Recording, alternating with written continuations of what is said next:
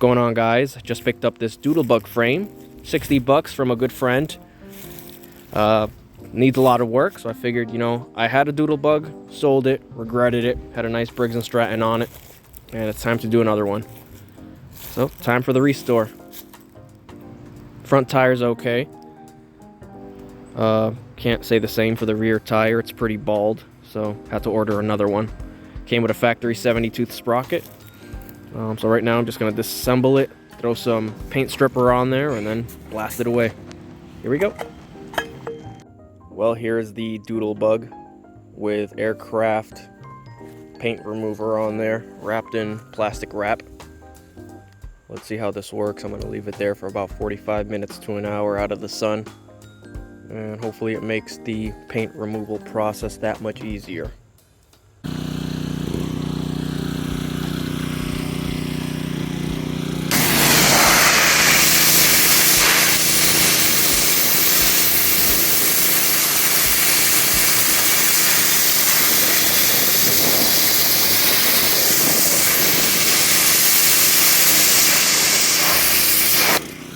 Well, here's the progress so far. It came out good. I'm happy with it. I'm missing some tint on some areas, but I'll touch it up when I get the second can of anodized green. Want to get a new seat. This seat is kind of old looking. Kind of just cleaned up this sprocket with a sanding disc, so it looks decent. I am going with a Briggs and Stratton Flathead to kind of complete the vintage look. Could go with a Predator 212, but I already got a fast mini bike. I just want a nice mini bike. And I ran out of paint for the forks and the handlebars, but they'll be in a day or two. Got a new seat coming in because that's kind of gross. Yeah, I'm liking it. So here's what I'm going with: a gas tank setup. This is just your standard Amazon cylinder aluminum gas tank. I actually figured that a UTV fire extinguisher mount worked perfect, came with all the required clamps, and what's cool is, as you can see, I can unclip the gas tank without undoing any kind of hose clamps. So if I need to service it, do some carb work, or for clearance sake I need to remove it, it's going to be that much easier. Now for the replacement seat. I found this great seat on eBay. It was about $49. Universal, so it didn't come with the mounting for my frame, so I had to get these special kind of brad nuts. There's other names for them, where I can drill in. Then it's a self-tapping screw, and the interior is an M6 pitch, so I can put my screw right in there. So I just put it on top of the frame, marked it up with a pencil, installed the brad nuts, and it came out perfect. There she is. I could not be more happier. Seat isn't going anywhere. I love it. Looks good on the bike. I will call her done at the moment. I'm happy with how it came out. Didn't really take too much money, just more time. Little recap. Got the Doodle bug frame for 60 bucks. Bought the engine secondhand. I believe it was a snowblower engine. 5 horsepower. Briggs and Stratton Flathead. You got to get this special intake manifold to get this PZ19 carburetor to fit. I'll put the part number for this intake manifold. I believe this also fits the 3 horsepower or those 45-degree canted style intake mounts, carburetor mounts, I mean.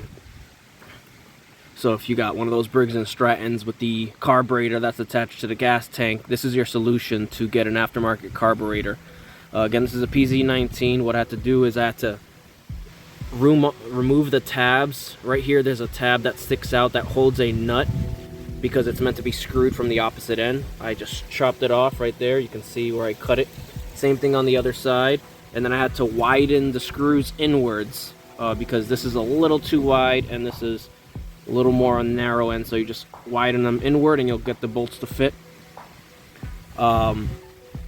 I didn't do anything to the jets. I just adjusted the air-fuel ratio mix. Seat clip is still in the middle. I got this oil catch can, and I'm using the factory valve cover ventilation tube that's going to the inlet and to the output. I got this air filter that has a barb attached to it, so that way it's just completing the circuit. Of course, it's vented to the atmosphere. I did the hydraulic disc brake, and with this Doodle bug, you don't have to buy an adapter like you do with a Monster Moto 80 or something where it's reverse. So the hydraulic brake is direct bolt on. I did have to put some washers behind the bracket so it lines up perfectly with the brake disc. So that's as far as braking. The whole hydraulic one kit setup that you get off the interweb, eBay, Amazon, Go Power Sports, whatever. Kill switch, I got this really nice anodized green kill switch. I do like this better than the up and down toggle switch, although those work well. I just got this because I like the color. You could actually mount this directly to here, but just the size difference in bolts, I didn't want to do that. I got these grips off Amazon. This green cable off Amazon. I got these mirrors off Amazon. They are more for cosmetic. I don't really find that much use for them. For the gas tank, I'm using just, simple Amazon special.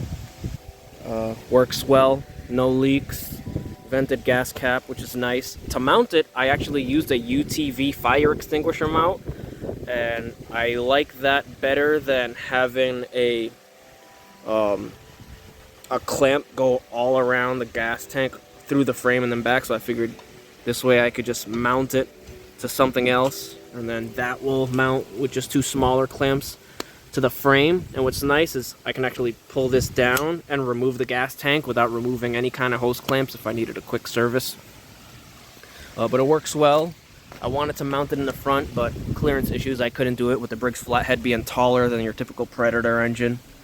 I'm using the factory 70-tooth rear sprocket. I think it works well for the amount of torque and rev limit this engine gives. The internal governor's still in here. I'm going to leave it in there. Just a standard run-of-the-mill 35 pitch clutch. Works well, does the job. For the exhaust, I'm just running a simple Briggs & Stratton exhaust with some half-inch, I believe it's half-inch to 3/4 inch NPT conversion adapter. It flows great, sounds great, it's not loud. Getting the chain tension right was a little tricky. The way I mounted this, I can only adjust it left and right. I can't adjust it front to back, so I'm at the mercy of my chain tensioner and how many links I have on the chain. So what I do have on this chain is I have a master link and I also have a half link, and then I had to make this little bracket to get the perfect amount of tension. I do like it a little loose. I don't like it super tight where everything's grinding and making noise. So this is the perfect amount of tension. Chain stays on. It works well. Obviously, for the engine mount, I'm using an OMB warehouse adapter. The other companies make these engine mount adapters. I only had to drill 2 center holes. The outer holes worked well, and then obviously the engine mount holes worked perfect. It does have holes for like a torque converter or a chain clutch cover. I'm not really interested in buying one. To mount this oil catch can, I got these 7/8, I believe they're 7/8 inch or 3/4 inch. Anyways, they're these split collars, and what I did, I just welded a bolt to it and then I screwed it in from the other side. It's solid, it works well, I love it. So that's a really easy mounting solution for an oil catch can. Forks, and what's nice is I can adjust the amount of tension, and it actually works very well. I keep it in its softest setting because this bike frankly doesn't go fast enough to have any kind of death wobble. Got some simple $4 valve caps. And for the green, I'm using a duplicolor. It's like a metallic green, but what it is it's the 2-part paint where you have to put the metallic silver base coat on there and then the green paint, which is technically a green tinted clear coat. And after I did that, what you want to do with these mini bikes, you always want to clear coat it with a 2-part mix clear coat, because what happens is, what keeps the paint liquefied is the solvent, and it hardens when the solvent dissolves. So what you need is a clear coat that's not liquid based off solvent, because what happens if you just use the clear coat, you know, you're always messing with these engines, you're always taking the carburetor off, you're always pulling the fuel tank off, pulling hoses, gas is gonna leak, and gas is a solvent. If gas gets on your paint, you're gonna ruin your paint job. So what you have to do, you have to get a 2K clear coat.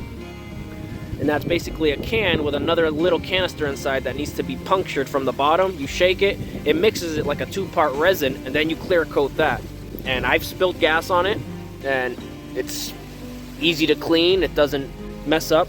You can see right here, I didn't really get enough clear coat on here. I did spill some gas here, and that's what happens. So maybe another day I'll remove the fender and do it the right way, take my time. But there it is. It's the Doodle Bug with a 5 horsepower Briggs and Stratton. It runs absolutely great. I love the way it looks. It's a vintage look.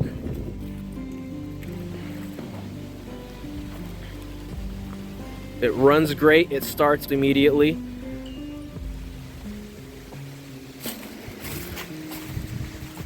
And I've been talking, 7 minutes I've been talking. Let's give it a pull start.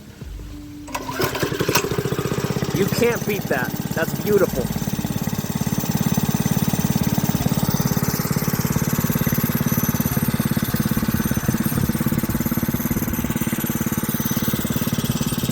It looks so good with that seat. I love it.